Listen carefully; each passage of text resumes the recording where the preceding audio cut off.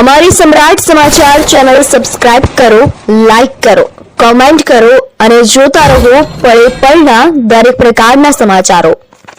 વાશિયાળી ગામે પ્રાથમિક શાળાનો ખાતમુહૂર્ત કાર્યક્રમ યોજાયો।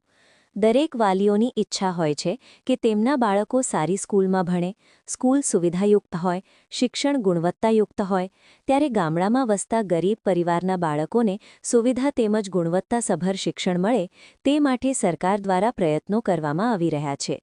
સરકાર દ્વારા પ્રાથમિક શાળાઓનો બાંધકામ તેમજ શિક્ષણને લગતી અનેક યોજનાઓ કાર્યરત છે, જેથી કરીને ગામડામાં વસતા પરિવારોના બાળકોને વિનામૂલ્ય ગુણવત્તાયુક્ત શિક્ષણ મળી શકે।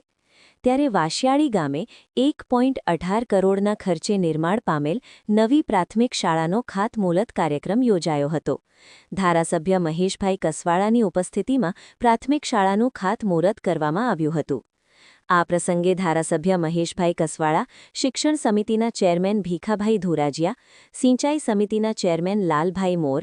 જિલ્લા પંચાયત સદસ્ય પૂનાભાઈ ગજેરા, તાલુકા પંચાયતના પ્રમુખ જીતુભાઈ કાછડિયા, તાલુકા ભાજપ પ્રમુખ રજનીભાઈ ડોબરિયા, તાલુકા પંચાયત ઉપપ્રમુખ પરસોત્તમભાઈ ઉમટ, પ્રકાશભાઈ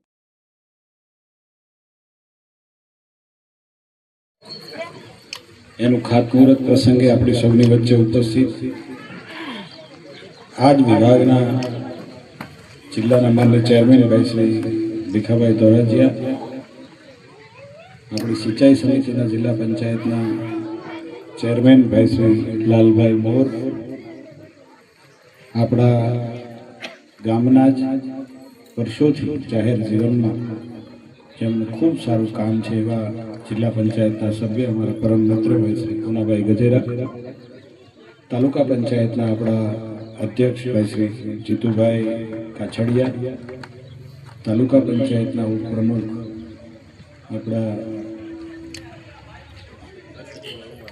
પરસોત્તમભાઈ ઉમટ,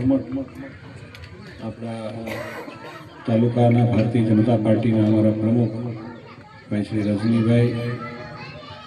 તાલુકા સરપંચ એસોસિએશનના પ્રમુખ ભાઈ શ્રી હિતેશભાઈ,